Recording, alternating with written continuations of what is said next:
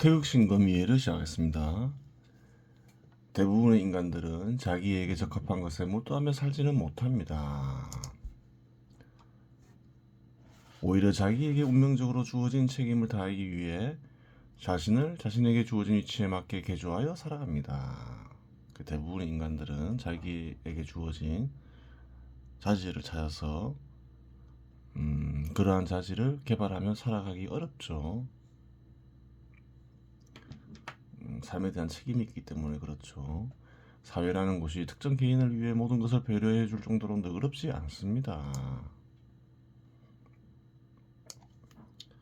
제도는 전체 국민의 이익을 위해 존재하니 이는 당연한 결과입니다. 이상국가라고 하더라도 그러한 일은 불가능합니다. 그래요. 한 개인만을 위해서 존재하는 것은 아니죠, 국가가. 제도적으로 가능하게 해야 되겠지만 아무리 좋은 제도 속이라 하더라도 제도 속에서 발전한 국가에서라도 개인이 스스로 자각하지 않으면 방법이 없는 거예요.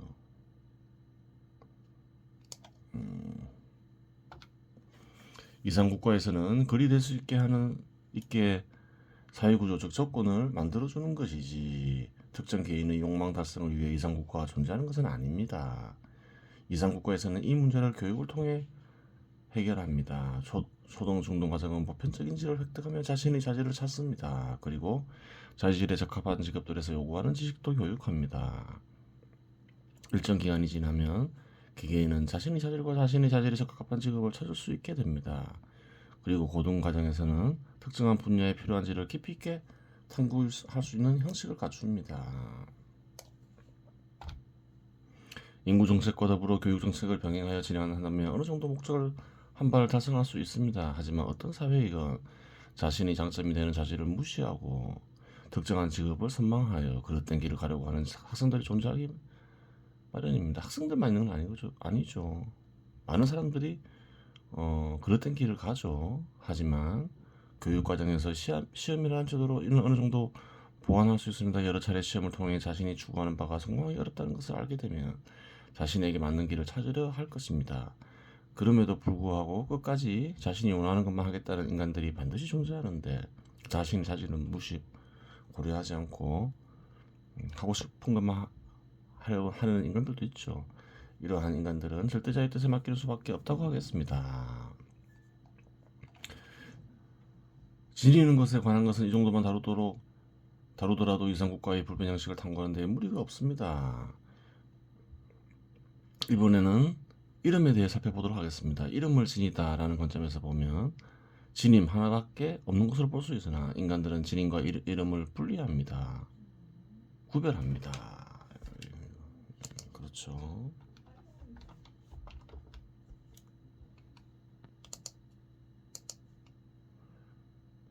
얻는 것과 잃는 것을 구별한다 이 말이죠. 이는 현실적으로 지님과 이름의 작용의 차에서 오는 것입니다. 지니게 됨으로써 능력이 생성되거나 강화되는 것을 지님으로 파악하고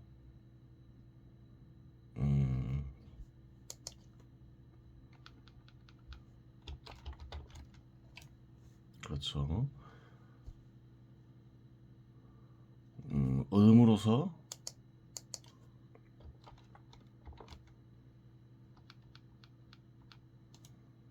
능력이 소멸되거나 약화되는 것을 이름으로 파악합니다. 지니게 됨으로써 쾌락을 느낄 수 있는 것을 얻게 됨으로써 쾌락을 느낄 수 있는 것을 지님으로 규정할 수도 있고 얻게 됨으로써 고통을 느낄 수 있는 것을 이름으로 규정할 수도 있습니다. 하여간 이름과 지님은 좋고 나쁨이나 옳고 그름에 상관없이 결합할 수 있는 수로이지만 일반적으로 획득함으로써 이로운 것은 지님으로 규정하고 획득함으로써 새로운 것은 이름으로 규정합니다. 그렇죠.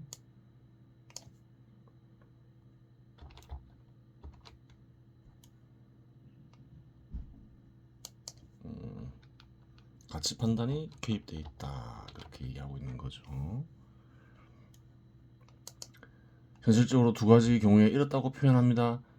지인 것이 분리될 때 잃었다는 표현을 쓰기도 하고 좋은 상태가 나쁜 상태로 변할 때 잃었다는 표현을 쓰기도 합니다. 부나 권력을 잃었다고 표현하는 것은 특정 인간에게 결합되어 있던 경제적 가치와 권력의 근원인 위치가 분리되었기 때문입니다. 그렇죠. 분리될 때 잃었다는 그래요. 표현을 하기도 해요. 명예를 잃었다고 하는 것은 어떤 행적으로 얻었던 명예를 다른 어떤 행적으로 잃었다는 것인데 이는 잘못된 표현입니다. 명예를 얻게 한 행적과 명예를 잃게 한 행적은 구분되기 때문입니다. 엄밀히 얘기하면 명예를 잃은 것이 아니라 악명을 얻었다고 하는 것이 옳습니다. 그러한 인간에게는 명예가 부각될 때도 있고 악명이 부각되기도 하며 혼란을 야기시키기도 합니다. 예를 들어 김영삼 대통령은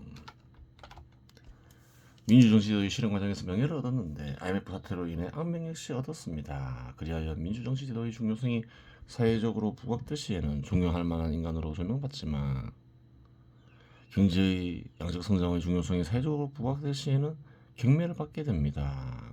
그렇죠. 이러한 경우는 흔하죠. 유명인사들 중에서도. 그래요. 대통령들 보면 대부분 대통령들이 명예도 없고 악명도 없고 그렇죠. 그 악명이 좀 아주 미미하면 좋은 현상이겠죠. 초대 대통령 이승만만 하더라도 악명이 있잖아요. 큰 공이 있으니까 큰 명예도 있지만 오히려 명예는 잘 부각되지 않고 그래요. 4.19 사태로 인해서 물러나서 그렇죠. 이러한 현상은 한 인간이 두 가지 행적으로 명예와 악명을 모두 지니고 있기에 발생하는 것입니다. 상태의 변화를 잃었다고 표현하는 경우도 많습니다. 그리고 상태의 변화도 잃었다는 표현을 쓰기도 하죠. 노인이 되면 젊음을 잃었다고 하며 병을 얻어 치료 후에 몸이 불편한 상태라면 건강을 잃었다고 합니다. 나이가 들면 아름다움을 잃었다고 하는 것도 이 경우에 속한다고 하겠습니다. 그리스 신화에 나오는 사랑의 의미의 예수님 비너스는 바다 위 거품 속에서 생성되는데 거품 속에는 곧 사라진다는 일시적인 것이라는 의미가 담겨 있는 것이니 의미가 간직되어 있는 것이니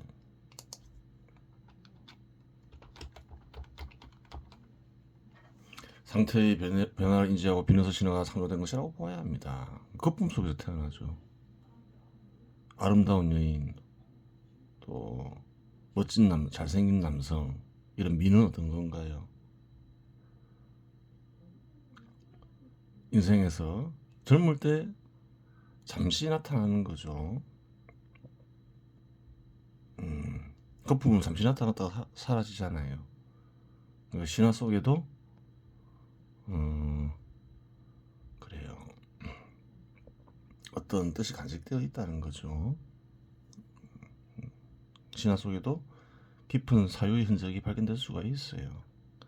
하여간 인간들은 특정한 상태를 좋은 것으로 규정한 뒤 변화하면 잃었다라는 표현을 씁니다.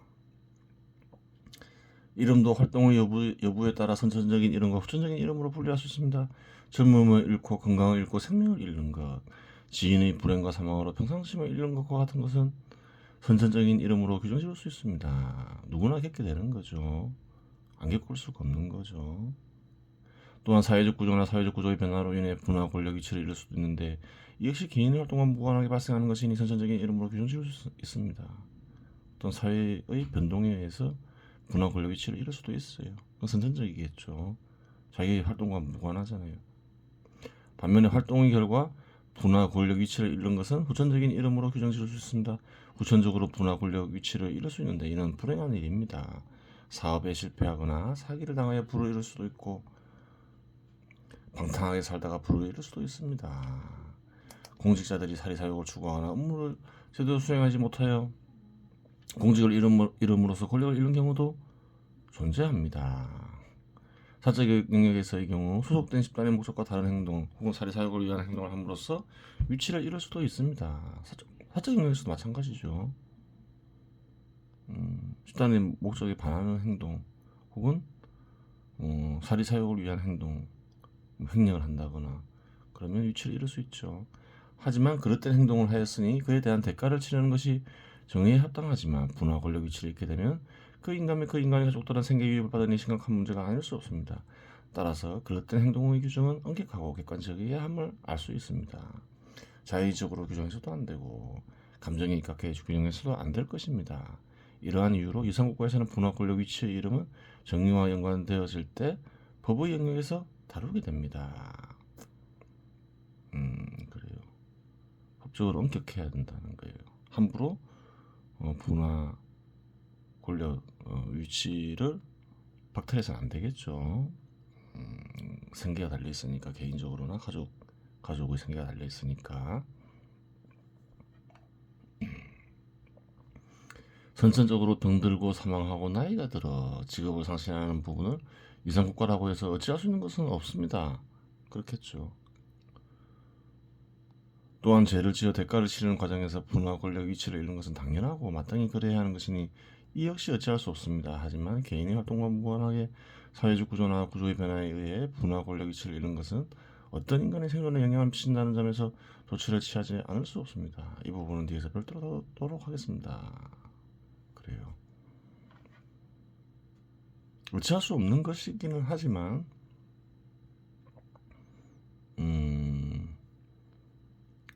대안을 마련해서 그 부작용을 줄일 수는 있겠죠. 재산 형성을 장려한다거나 각종 뭐 어떤 연금제도 이런 것들이 있는 거죠. 그래요. 방법을 찾을 수는 있다는 거예요. 굉장히 전문적인 영역이겠죠. 그런 부분은. 그래요. 이제 남은 시간은 태극금마종지를 보도록 하겠습니다. 이제 끝낼 때가 됐죠. 제 사장은 회광조식이죠.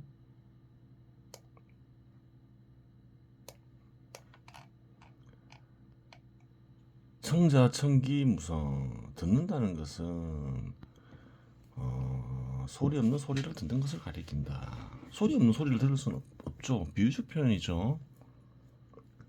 여기서 청은 단순히 육체의 귀로 듣는 청을 가리키는 게 아니라 내관을 통한 청을 듣는 것을 가리키죠.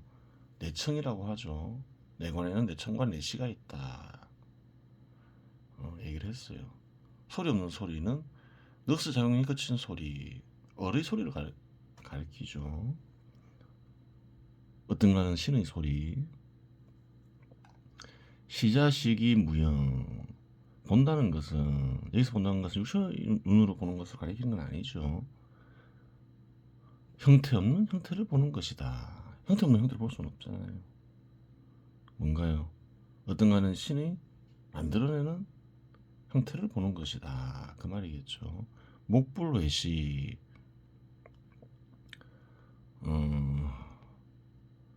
눈으로 외부를 보지 아니하고 귀로 외부를 듣지 않는다. 이건 내관을 가리키는 건 아니죠. 그냥 외부를 보지 않으려 하고 외부 형태를 보지 않으려 하고 단순히 외부의 소리를 들으려 하지 않는다. 그걸 말하는 거죠. 그런 식으로 수련하는 이들이 많잖아요. 멍하게 있는 게 수련이라고 생각하는 사람들이 많다는 거예요. 현 시대에도 그런 이들이 많죠. 그런 것은 가짜다. 그 말을 하려고 하는 거죠. 예전부터 그랬다는 거예요.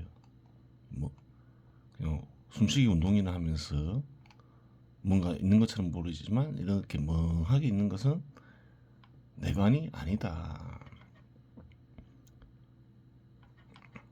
왜 이런 현상이 발생할까요? 왜 멍하게 있는 것이 내관이라 생각하냐? 참된 수련이라 생각하냐? 전달 방법이 있는 거죠. 다 비유로 표현해갖고 앉아 있어라, 들숨 날숨을 쉬어라. 그러니까 진의가 전달이 안 되면 이런 현상이 발생하는 거예요. 그래요. 일부러 일으키는 부분도 분명히 있는 거죠. 있는 거예요. 자세한 내용을 안 보면 속죠. 엉터리를 일으키게 되는 거예요. 이런 것들이 위험한 거예요. 사실은 정확한 뜻을 모르고 그냥 읽으면 평생 엉뚱한 짓만 하게 된다. 그렇게 얘기할 수도 있겠죠.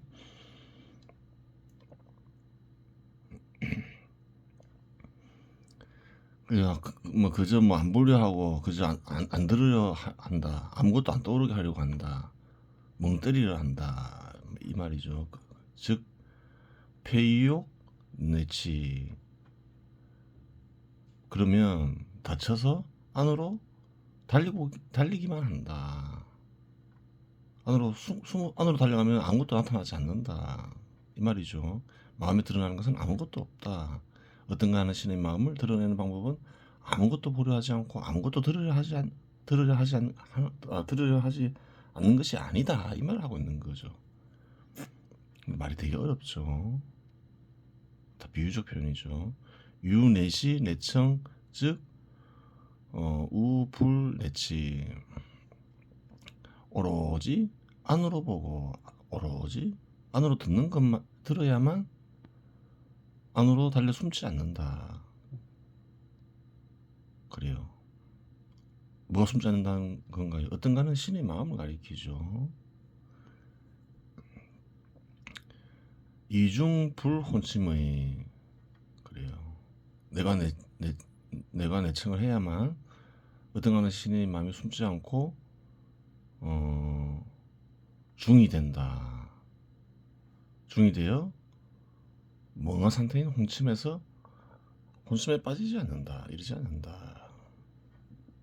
그렇게 얘기할 수 있어요. 여기서 중은 뭔가요? 어떤가는 신의 마음이 드러나는 것을 가리키는 거죠. 중은 그래요. 어떤가는 이 주석이 있죠. 어떤가는 신의 마음은 연중이나 허중이라고 불리기도 한다. 여기서 중은 어떤가는 신의 마음을 가리킨다. 앞에서 설명했죠. 페이지 5에도 있고 페이지 34에도 있고. 그래요. 한자에 간직된 뜻만으로 봐서는 몰라요. 문자대로 풀이해서는 안 된다는 거예요. 틀금화종지에서 중은 무슨 뜻으로 쓰이고 있느냐 그걸 알아야지 비로소 제대로 된 풀이가 가능하겠죠. 차즉 1월 교정 교광야.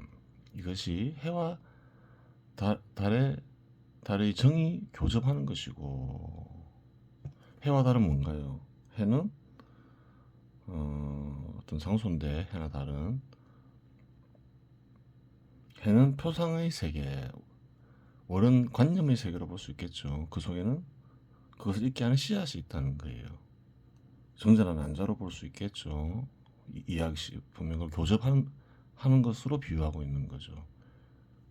교광야, 또 해와 달, 표상의 세계와 관념의 세계를 잊게 하는 어떤가는 신의 뜻들이 교접하는 것이다. 신의 뜻이 교접하는 것이다.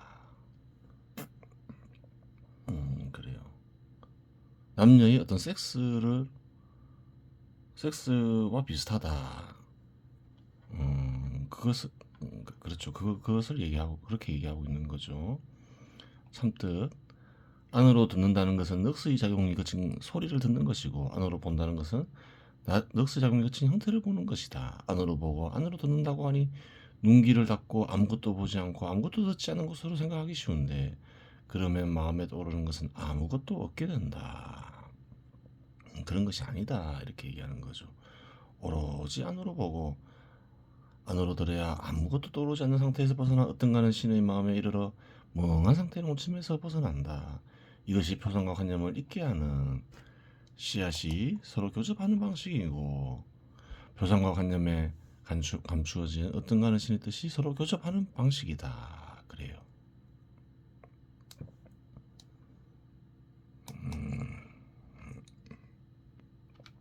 혼침 욕수. 멍한 상태인 혼침에 이르러 졸리면 즉기 산보.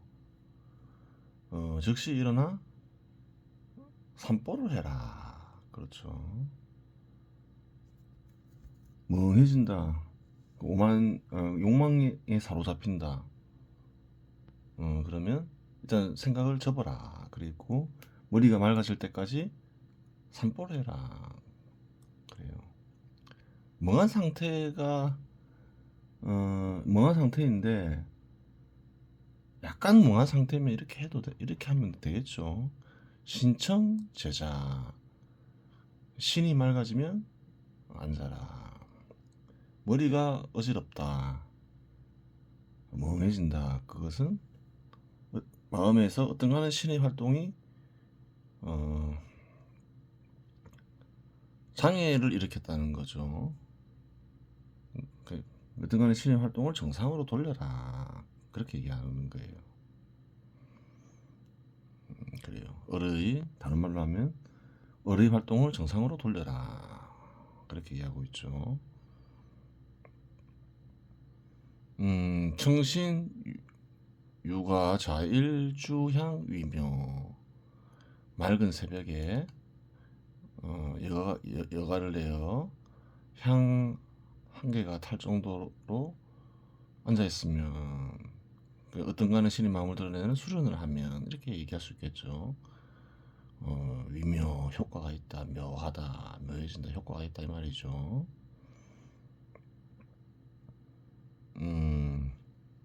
가오인사다 요 이락 혼침.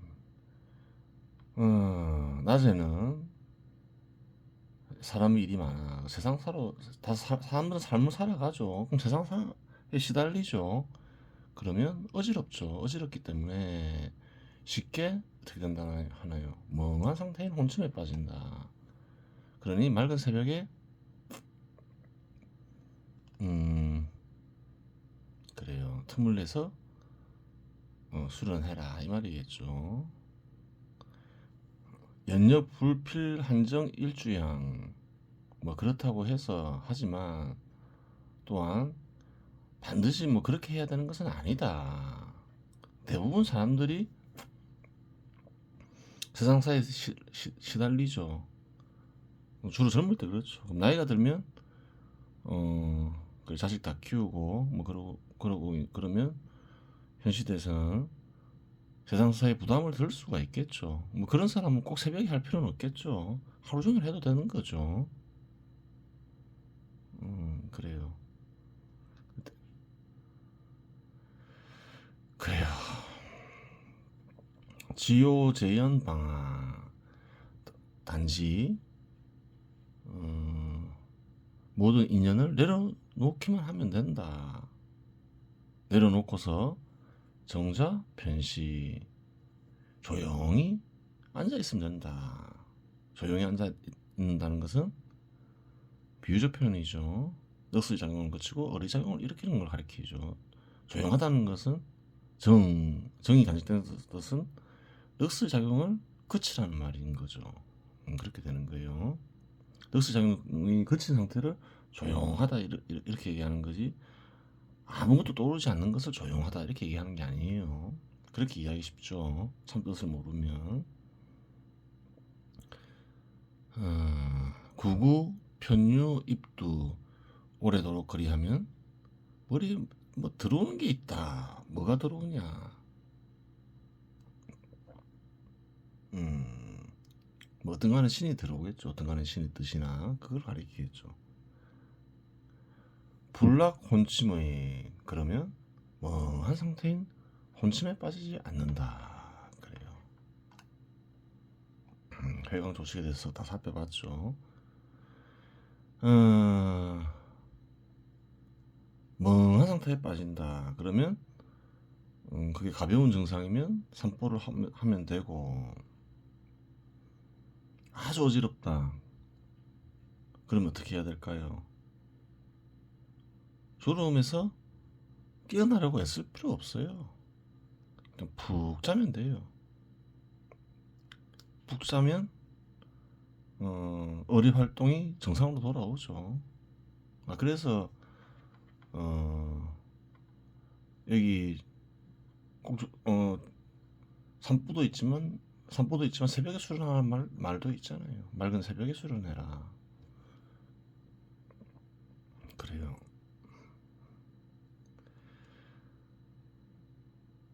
처음에 시작할 때는 매일매일 약간씩이라도 시간을 내서 수련을 하는 방법이 있죠. 이거를 쓰는 이는 그렇게 했느냐? 과거에는 뭐 그랬던 적이 있지만 뭐 지금은 그렇게 하지 않겠죠. 지금은 그렇게 하지 않는 이유는 뭐 특별한 게 아니라 내관을 하면 내관이란 건 뭔가요? 마음을 살피는 거죠. 근데 이거를 쓰는 이는 굳이 뭐 그냥 뭐 눈 감고 생각하고 그러진 않겠죠.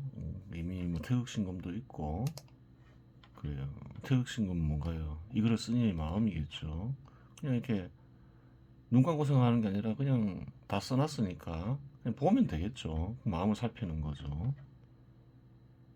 그래요. 한번 살피면 한 서너 시간 금방 가고. 태을금화종지는 뭔가요? 요동빈의 마음이겠죠. 타인의 마음을 살피는 것도 내관이죠. 자기만의 이런 글이 없을 때는 쉽게 내관하는 방법이 타인의 글을 통해서 내관하는 것이겠죠. 그리고 어떤가는 신의 뜻이 간직된 글을 뭐라 하나요?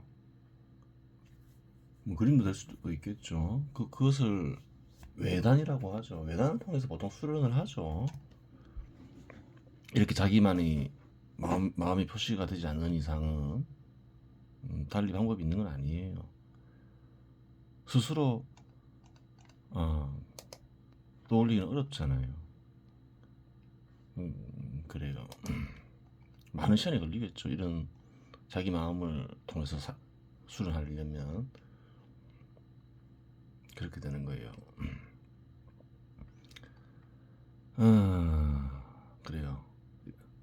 틈틈이 할 수 없는 이유가 한 번 시작하면 서너 시간이 그냥 간다. 이거를 쓰니도 삶을 살아가야 되니까 이제는 뭐 잠시 시간을 낼 수가 없다. 왜 그런가요? 서너 시간, 대여섯 시간이 그냥 가는데 중단할 수가 없잖아요. 그래서 이제 그런 건 안 하죠. 하루 이틀 시간을 내서 하는 거예요. 세상살이 열심히 살고 뭐 열심히까지는 아니더라도 책임은 다해야 되니 전날 이제 세상살을 잇기 위해서 안주거리를 마련해서 술 한잔 먹으면 잠이 푹 잘 오죠. 한숨 푹 자고 일어나서 하루나 이틀 그래요. 이렇게 하는 거예요. 그래요. 그것도 좋은 방법이겠죠. 나름대로의 방법이에요. 새로운 방법일 수도 있는 거예요. 이번 시간 여기서 마치겠습니다.